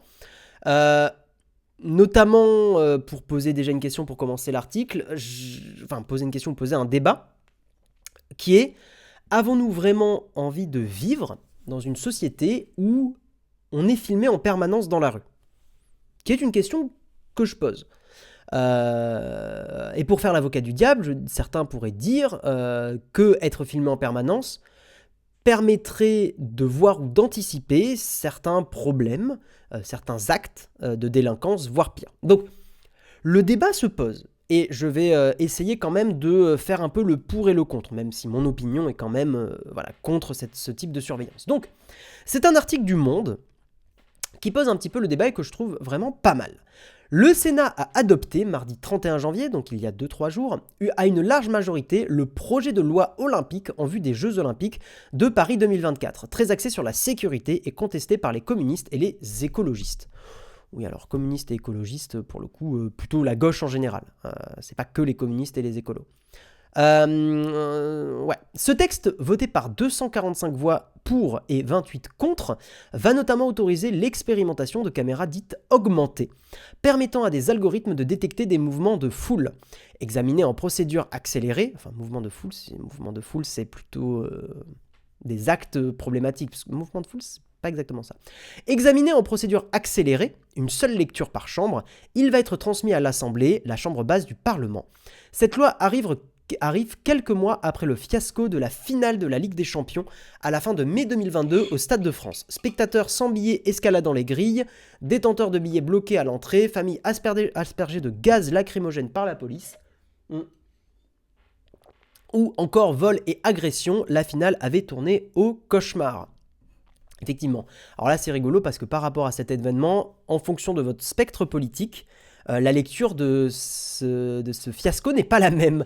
La gauche dirait que la police a très mal géré les débordements, et la droite dirait que les spectateurs étaient beaucoup trop excités et ont foutu le bordel. Je pense que la vérité se situe un peu entre les deux. Vous voyez ? Je fais aussi mon mec de droite un peu. C'est un jalon indispensable dans notre préparation aux Jeux Olympiques. C'est satisfait après le vote la ministre des Sports et des JO, Amélie Oudéa-Castéra. En fait de vitrine, nous aurons une France sous cloche. Ah oui, d'accord, oui, c'est plein l'écologiste Guy Benaroche, dont le groupe a voté contre. Même vent de colère chez les communistes, qui voient dans ce projet une dérive sécuritaire. On ne balaie pas ainsi les droits fondamentaux, vous entachez la popularité des JO, a accusé Eliane Assassi. Quant au groupe socialiste, il s'est abstenu car le gouvernement n'a pas levé les doutes, a expliqué Jérôme Durin. Face à ces critiques, le gouvernement a assuré que l'expérimentation des caméras, dites augmentées, était entourée de très nombreuses garanties. Il a répété qu'il excluait la reconnaissance faciale. Pour sécuriser les JO de Paris, susceptibles d'attirer 13 millions de spectateurs et quelques 600 000 personnes pour la cérémonie d'ouverture, l'aide de caméras permettant de détecter des mouvements suspects, permettrait de détecter des mouvements suspects dans la foule et réclamés par les autorités. Tant aux abords des enceintes que dans les transports adjacents, elles pourront aussi détecter des objets abandonnés ou permettre des analyses statistiques de flux de fréquentation par exemple. Autre mesure de sécurité, les scanners corporels qui pourraient venir supplanter en partie le manque d'agents de sécurité privés, en particulier de femmes que tout le monde anticipe. Gérald Darmanin, le ministre de l'Intérieur, n'a pas exclu une intervention de l'armée pour prêter main forte pendant les JO tout en minimisant cette éventualité. Si à la fin des fins, il manque un certain nombre de personnes, nous regarderons ce que nous pourrons faire. Mais nous pensons qu'un grand pays comme la France est capable de répondre à cet enjeu de sécurité privée, a-t-il assuré aux sénateurs. Pas très rassurant quand même de faire de la sécurité privée. Mais bon, bref. Autre sujet délicat, des tests génétiques afin de se conformer aux standards mondiaux de l'antidopage. Il s'agit par exemple de vérifier qu'il n'y ait pas de dopage génétique, mais de transfusion. Alors ça, pour le coup, ça va être un peu hors sujet par rapport à ce dont je vais parler aujourd'hui. Donc je ne vais pas forcément en parler de ça. L'expérimentation de ces nouveaux outils pourra démarrer à compter de l'entrée en vigueur de la loi, mais aussi pour des manifestations récréatives et culturelles. C'est déjà une première dérive de mon point de vue, c'est que quand on commence à mettre en place des outils pour analyser des choses, on voit qu'en fait, quand les outils sont en place, on se dit, bah tiens, est-ce qu'on commencerait pas à les utiliser pour d'autres choses, hein. Et là, vous voyez, là, on commence à dériver sur des manifestations récréatives, des manifestations culturelles. Avons-nous vraiment besoin, pour d'autres manifestations, d'être filmés en permanence ? C'est une question que je pose. Voilà. Le texte a été retouché par le gouvernement après l'avis du Conseil d'État et celui de la commission de la CNIL, voilà, que vous connaissez bien. Celle-ci avait considéré d'ailleurs comme un tournant l'utilisation de l'intelligence artificielle dans les caméras de surveillance, car le débat porte aussi là-dessus. L'IA qui va être utilisée dans les caméras. L'association de défense des libertés, la Quadrature du Net, a pointé le fait qu'une fois les JO passés, ces mesures seront pérennisées, comme c'est très régulièrement le cas. Alors, je vais vous lire un petit peu certains trucs, et notamment une chose que je trouve importante pour comprendre ce débat, et je l'espère qu'il peut peut-être vous faire évoluer dans votre opinion. Je pense qu'on sera tous d'accord pour dire que quand une technologie est appliquée, quand un outil de défense est appliqué, il faut que cet outil de défense soit pertinent, soit rentable, ait une efficacité et qu'on ne dépense pas des millions d'euros ou des centaines de milliers d'euros pour rien. Je pense qu'on sera globalement tous d'accord là-dessus que on va pas dépenser de l'argent pour un truc qui, a priori, n'a pas fait ses preuves. Voilà, ça c'est mon postulat de base. Je pense qu'on est d'accord là-dessus. Or, et c'est l'analyse de la Quadrature du Net qui a fait un peu un bilan des études sur ces outils de vidéosurveillance, vidéoprotection comme certains l'appellent, et notamment, donc dans le PDF que je vous invite à lire, je vais vous mettre le lien dans le chat tout de suite, si j'arrive à le coller, le lien, oui c'est bon, les rares études, donc je vous cite, c'est à partir d'ici, les rares études indépendantes, donc il n'y a pas beaucoup d'études, mais il y en a quelques-unes, et les rares études indépendantes menées sur le sujet pointent toutes vers le caractère dérisoire du rapport coût-bénéfice de la vidéosurveillance. Enfin, on note l'échec retentissant des tentatives d'encadrement de cet outil. Cet échec patent des politiques en matière de vidéosurveillance classique devrait à lui seul justifier le rejet de la vidéosurveillance. Également, aucune évaluation publique des dispositifs actuels de vidéosurveillance n'existe. Donc il n'y a pas d'évaluation de l'efficacité des dispositifs actuels. Aucun besoin réel n'a été identifié, ni une quelconque utilité scientifiquement démontrée. Ce que dit en gros la Quadrature du Net, c'est que, globalement, ce qu'il faut en retenir, c'est que le rapport coût-bénéfice de la vidéosurveillance est très mauvais. C'est-à-dire que la vidéosurveillance, globalement, n'est pas efficace. Voilà ce qu'en dit la Quadrature du Net. Maintenant, le débat est quand même intéressant parce que on pourrait dire, finalement, est-ce qu'une vie humaine n'est pas plus importante que tout ? Est-ce que prévenir même ne serait-ce qu'un seul attentat n'est pas plus important que tout le reste ? Et honnêtement, même si c'est un truc, j'ai un problème avec... Enfin, ça pose des débats philosophiques très intéressants, je suis aussi d'accord avec ça. En soi, la vie humaine est plus importante que tout. Voilà, je pense qu'on sera complètement d'accord là-dessus. Donc, elle est plus importante que tout. Maintenant, la limite à ce postulat, c'est que, dans ce cas-là, poussons le débat de la vidéosurveillance très loin. Est-ce que pour protéger n'importe quelle vie humaine, est-ce qu'on mettrait pas des caméras chez les gens ? Là, je pousse justement le raisonnement à l'absurde. Est-ce qu'on mettrait pas des caméras chez monsieur et madame tout le monde ? Bah oui, parce qu'une vie humaine, parce que chez soi, on peut tomber, on peut se blesser, on peut se faire mal. Est-ce qu'on mettrait pas des caméras de surveillance dans les écoles ? Est-ce qu'on mettrait pas des caméras de surveillance partout ? Voilà. Donc, en fait, c'est tout le débat de sécurité versus liberté. Et c'est un débat où, en fonction de souvent le spectre politique, on ne sait pas trop où se poser. Donc voilà pour ce débat. Et maintenant, dernier truc que j'ai envie de dire là-dessus, c'est que le problème toujours de ces caméras et de la vie privée, c'est le futur. C'est ce que j'ai à chaque fois expliqué quand je parle de ces débats. C'est que aujourd'hui, être filmé dans la rue, pour l'instant, a priori, ça ne pose pas de problème. Mais imaginons que dans un futur plus ou moins proche, le système politique change et que à l'État, il y ait un courant politique qui va potentiellement à l'encontre de qui vous êtes. Voilà. Il y aura des mécanismes en place, toutes les caméras de surveillance et tout, qui peuvent surveiller ce que vous faites, faire des rapports automatisés. On peut penser par exemple, c'est con, mais je pense par exemple au droit à l'avortement. S'il y a des caméras de surveillance dans la rue qui peuvent analyser que des femmes vont dans des cliniques pour potentiellement avorter, ou même des fois juste demander des choses sur l'avortement, c'est des données qui vont être stockées. Et on l'a vu aux États-Unis avec ce qui est en train de se passer, le fait que l'avortement est remis en cause, c'est des débats qui reviennent.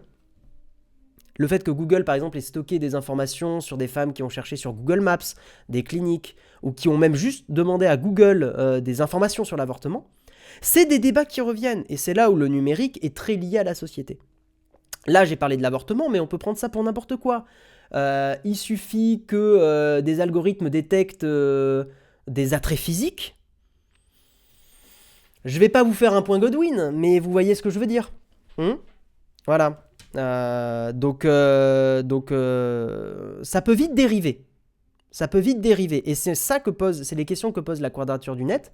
Ça peut très très très très vite dériver. Et c'est un vrai problème.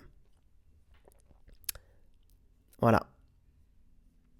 Donc c'est un débat qui est très complexe et je pense que certains dans le chat on sera pas d'accord. Et je l'entends totalement. Et Fabrice, tu poses une question que je trouve justement... En fait, c'est toute la question philosophique de tous ces débats. Ça veut dire qu'on peut sacrifier la vie d'une personne pour assurer la liberté de plusieurs. Alors, je trouve que le terme sacrifier n'est pas le bon. Mais c'est-à-dire, est-ce qu'on peut prendre plus de risques pour garantir la liberté d'autres personnes? C'est une réponse extrêmement complexe. Et c'est une réponse en fait de curseur. C'est pas une réponse de oui et non. Il n'y a pas de réponse binaire, c'est une réponse de curseur. C'est-à-dire comment tu crantes le curseur de la liberté, ou comment tu crantes le curseur, désolé pour le klaxon, ou comment tu crantes le curseur de la sécurité. Donc à quel point tu mets de la sécurité, et à quel point cette sécurité impacte la liberté. Et comment tu règles ces potards. Voilà. Vous avez compris que mon opinion, c'est que, a priori, il vaut mieux mettre le potard de la liberté un petit peu plus haut que celui de la sécurité. Mais ça ne veut pas dire qu'il ne faut par exemple, vous voyez, typiquement, je ne suis pas le genre de personne à dire on met aucun policier, il n'y a pas de sécurité. Non, ça peut pas non plus être le bazar complet. Évidemment. Évidemment qu'il faut des solutions de sécurité.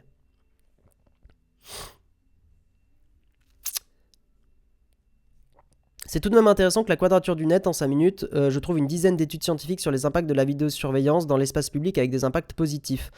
Alors, ce que dit la quadrature du net, c'est que les études sont souvent pas indépendantes. Enfin, les études sont souvent... tu vois, par exemple, tu me dis, Yanji, qu'il y a des études qui montrent l'impact positif, et rien que dans ton message, l'étude a été commanditée par le groupe de recherche de police. Home Office Police Research Group. Donc c'est comme si Total commanditait une recherche sur l'impact carbone de leurs activités. Donc c'est pour ça que la quadrature précise bien des études indépendantes. Si les études ne sont pas indépendantes, on ne peut pas discuter. Parce que c'est comme si Coca-Cola demandait l'étude du sucre sur le diabète. Évidemment que l'étude va potentiellement aller dans le sens de Coca-Cola. C'est comme si Malbac ou Marlboro ou n'importe qui faisait des études pour savoir si fumer tue. Donc c'est pour ça, la quadrature du net, il faut bien comprendre que la quadrature du net aussi a certaines opinions qui sont probablement très tranchées, mais la quadrature du net, sauf quelque chose que j'aurais loupé, la quadrature du net est une association, a priori, qui n'est pas financée par un organisme particulier. A priori, elle est neutre. Maintenant, est-ce que la neutralité existe? Je ne sais pas. Mais ce que je veux dire, c'est que la quadrature est quand même un organisme qui, a priori, défend vos libertés. Voilà. Maintenant, il ne faut pas être naïf. Si je te disais que le principe de la vidéosurveillance, c'est de protéger la vie des citoyens en compromettant un peu leur liberté. Mais justement, tu vois, tu dis bien compromettre la liberté.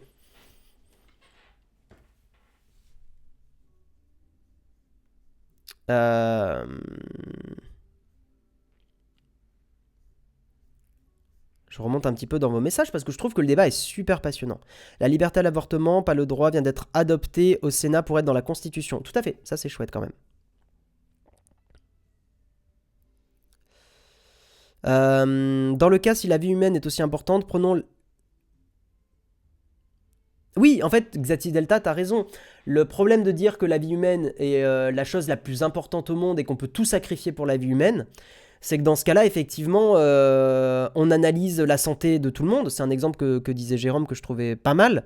C'est que si la vie humaine est si importante, et la chose la plus importante, dans ce cas-là, tout le monde doit se soumettre à des analyses sanguines régulières, tout le monde doit se soumettre à des régimes alimentaires stricts, plus aucune liberté dans ce que vous mangez, plus le droit de manger à des burgers, plus le droit de manger du bœuf, parce que le bœuf c'est pas bien, plus le droit de manger de la viande parce que la viande c'est moins bien que des plantes, etc. etc.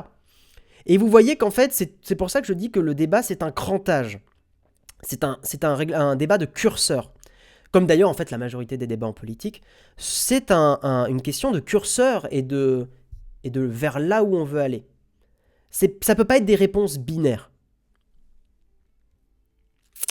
Et aussi, le débat, c'est sur les dérives. C'est qu'encore une fois, je le redis, aujourd'hui, ces caméras probablement sont utilisées à des fins utiles de défense, mais qu'est-ce qui empêche un État un peu plus autoritaire d'analyser la population pour des choses beaucoup plus crades. Notamment, imaginez, vous êtes allé en manifestation, vous avez manifesté pour quelque chose qui vous paraît juste, avec des caméras de surveillance partout, ça veut dire que vous avez été détecté et enregistré dans des manifestations. Et que c'est stocké à vie, encore une fois je le redis, ça veut dire qu'on vous a mis un tampon, c'est comme si on vous marquait au fer rouge, parce que vous avez fait quelque chose dans votre vie. Personnellement, j'ai assisté à une agression au fusil en pleine rue. La caméra a permis de valider les dires de la victime et de mon témoignage. Alors, servir à rien, je doute. Mais je suis d'accord avec toi, Hippomonie. C'est pour ça que tu vois bien que mon avis n'est pas non plus que ça n'a servi à rien. Ce que dit la quadrature du net, la quadrature ne dit pas que ça sert à rien. Et c'est là où il faut bien faire la nuance. La quadrature dit que le rapport coût-bénéfice n'est pas bon. C'est-à-dire qu'on dépense énormément d'argent dans les caméras. En fait, ce qu'ils disent, enfin, une interprétation qu'on pourrait avoir, c'est qu'ils disent, au lieu de dépenser des milliards dans des caméras de sécurité, embauchez par exemple plus de policiers, ou faites plus de police de proximité, etc. etc. C'est ça qu'ils disent. C'est ça qu'ils disent.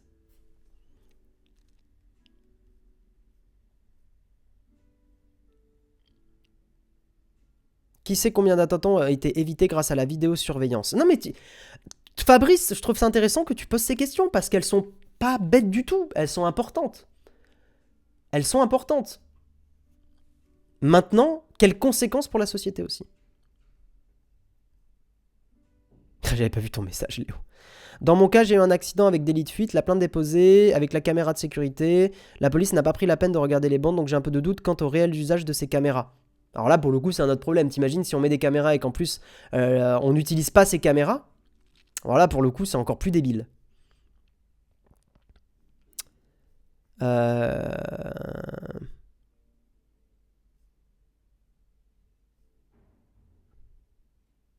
C'est la même chose pour les péages et les radars, c'est juste temporaire et pour tester, et en fait, ça augmente. Ça, il faut bien comprendre quelque chose, c'est qu'en règle générale, quand quelque chose est là temporairement pour tester, ça reste. Malheureusement. Malheureusement.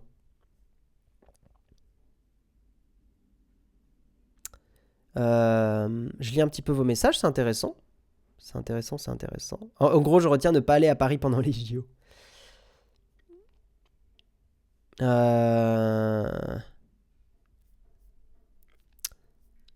Pour reparler de la liberté, n'oublions pas que la liberté des uns s'arrête là où commence celle des autres. Donc tout sacrifier au nom de la liberté de qui? En fait, je l'ai expliqué, Fabrice. Je l'ai expliqué quand je dis, d'une certaine façon, la garantie de pouvoir agir sans être scruté, c'est une forme de liberté. La garantie que tout ce que tu fais n'est pas stocké à vie quelque part, pour moi, c'est une forme de liberté. La liberté de pouvoir te faire un McDo et de ne pas être jugé pour ça, je prends un exemple à la con, mais pour moi, c'est une liberté importante. La liberté, quand tu es une femme, de pouvoir aller avorter dans une clinique et que ça ne soit pas stocké à vie, c'est une liberté importante. Etc., etc. La liberté de ton médecin généraliste qui... typiquement, je peux poser un exemple, mais imaginons qu'il y ait des caméras de sécurité partout, ça veut dire que vous allez chez le médecin, la caméra va détecter que vous rentrez chez le médecin, donc la caméra déjà, on va dire qu'il y a déjà une info stockée, c'est vous êtes allé chez le médecin, on ne sait pas ce que vous avez fait chez le médecin, mais vous êtes allé chez le médecin, et ensuite vous vous baladez dans Paris ou une autre ville, et vous allez dans un endroit, dans un centre de médecine où on fait des scanners, par exemple. La caméra a détecté ça. Ensuite, un mois plus tard, vous refaites un scanner. La caméra l'a enregistré. Et un mois plus tard, vous allez à l'hôpital. Il est très facile avec, vous avez vu, juste 4 informations, de comprendre que vous avez potentiellement une maladie grave. Ou une maladie. Peu importe. Et imaginons que derrière, vous alliez, je sais pas je sais pas, mais dans un autre endroit, et que cet autre endroit donne l'indice qu'en fait vous avez un certain type de maladie, bam. En fait, là où on se rend pas compte, c'est que c'est extrêmement simple de déterminer un comportement avec très peu d'informations. Et ça, on s'en rend pas compte dès qu'on n'a pas pris le temps de faire un peu justement de lecture sur ces questions de vie privée. Mais il y avait une très bonne démo qui expliquait ça par rapport à Facebook et Google. Le fait que ça donnait l'exemple d'une personne qui avait... En gros, ça donnait un exemple. Une personne qui avait une soirée un peu trop arrosée, qui avait couché avec une autre personne de la soirée. Et en fait, l'autre personne avait fait des recherches justement sur la pilule du lendemain. Et en fait, tout avait été fait sur Facebook ou Google. Et en fait, avec 4 ou 5 inputs, 4 ou 5 choses qui ont été cherchées sur Google, Google et Facebook avaient les informations que Monsieur Tartampion et Madame Tartampion, que les deux personnes s'étaient rencontrées à une soirée, que potentiellement ils avaient couché ensemble, que potentiellement la femme dans l'histoire avait un risque d'être enceinte, etc., etc. Et c'est des informations qui sont ultra privées. Pourtant, Google et Facebook sont au courant. En même pas 1 heure. Et c'est en ça où c'est pour ça que ça fait partie des sujets qui, moi, me passionnent beaucoup. C'est que, en fait, ça va très, très, très, très vite de collecter des informations sur vous et de déterminer un pattern. Et c'est pour ça, souvent, on se demande, mais comment la publicité peut être ciblée, comment... Ça demande quelques clics.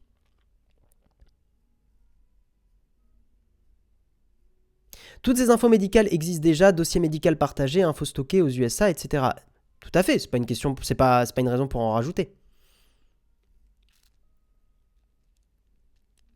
La Sécu, c'est déjà tout ça et n'importe quel secrétaire médical peut accéder à ton dossier médical. Ok, prenons un autre exemple. Je peux prendre 1000 exemples sur des comportements que la société pourrait juger ou quoi. Évidemment. La question n'est pas forcément de est-ce que des gens... Enfin, comment dire. La question, c'est la multiplication aussi de l'enregistrement des données. Oui, la Sécu, c'est tout ça. Bien sûr. Mais la question, c'est est-ce que ces données peuvent être aussi stockées par la police ? Tu vois ? Etc., etc. Est-ce que ce sont des données que Google peut récolter aussi ? Ou Facebook ? Ou des entreprises privées ? Je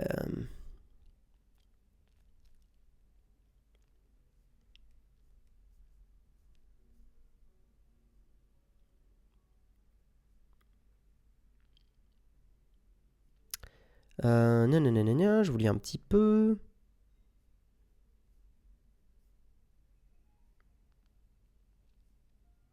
Ma ville est en Belgique et criblée de caméras, je vois pas de changement, il y a toujours autant de bordel. C'est pour cette raison que la quadrature le disait bien. Hein. Il y avait un autre truc qui parlait justement des attentats et qui disait qu'en fait, au lieu d'investir, je sais plus où j'ai pas la source là, mais au lieu d'investir de l'argent justement dans des caméras de sécurité et de la surveillance automatisée, c'était une analyse qui montrait que, en fait, ce qui permettait, la technique la plus efficace pour prévenir les attentats, parce qu'il y a une question d'efficacité, c'était d'investir dans des policiers, et d'investir dans des policiers et des experts dans ce genre de questions, des enquêteurs de terrain. Et qu'en fait, ce qui permettait de prévenir les attentats, c'était des enquêteurs, et des enquêtrices évidemment, de terrain, et pas de la surveillance automatisée. Parce qu'en fait, souvent, les criminels, de plus en plus utilisent des messageries chiffrées, de plus en plus savent se protéger. Par contre, les enquêtes de terrain sont plus efficaces parce que c'est des personnes qui peuvent aller d'elles-mêmes, aller infiltrer aussi des réseaux comme ça, aller d'elles-mêmes dans les endroits où ces choses-là se préparent, etc., etc. Et en plus, ça réduit le chômage, exactement. Quand tu as un arrêt de travail légalement, tu es obligé de rester chez toi. Dans la réalité, tu peux aller pioncer chez ta copine, personne va vérifier. Oui, et puis après, tu as même le débat aussi, d'une certaine façon, l'être humain a besoin d'une part de liberté, a besoin d'une part d'un peu de monde personnel où tu n'es pas jugé par les autres gens. Et pas forcément pour commettre des trucs bizarres. C'est con, mais juste le fait de flâner dans une ville, en soi, tu le fais forcément sans but. Juste envie de te balader. Mais dans une société surveillée, est-ce qu'on pourrait pas commencer à dire, mais c'est bizarre, pourquoi il est allé dans tel quartier, gna gna gna gna gna. Voilà. Et des policiers que tu vas mettre fonctionnaires sur 40 ans, bah pourquoi pas? Pourquoi pas? Moi je suis pas contre faire des fonctionnaires, c'est bien d'avoir des gens qui sont employés par l'État. C'est mon avis. Bref, nous allons terminer, il est 9h37, je vois Samuel qui est en train d'écrire dans l'oreillette. Tout à fait, je t'ai anticipé Samuel, je t'ai vu. Mais le débat est posé, je trouve ça intéressant d'en discuter avec vous, je vois qu'on n'est pas forcément tous d'accord et je trouve ça plutôt chouette de pouvoir en discuter. Pour résumer ce débat, voilà, comme je vous l'ai dit, je pense que c'est un débat de crantage, c'est un débat de positionnement des potards, de positionnement de curseurs. Qu'est-ce qu'on privilégie? Et où est-ce qu'on investit l'argent? Est-ce que l'argent dans les caméras de surveillance a vraiment un intérêt ou pas? L'avis de la Quadrature du Net dit que ça n'a pas d'intérêt. L'avis du gouvernement et des policiers dit que ça a un intérêt. Il faut écouter tous les avis. Je ne veux pas non plus faire un débat complètement manichéen. Donc c'est pour ça, je pose le débat, je le trouve intéressant. Et ça parle de liberté numérique et je trouve ça assez passionnant. Voilà. Nous allons...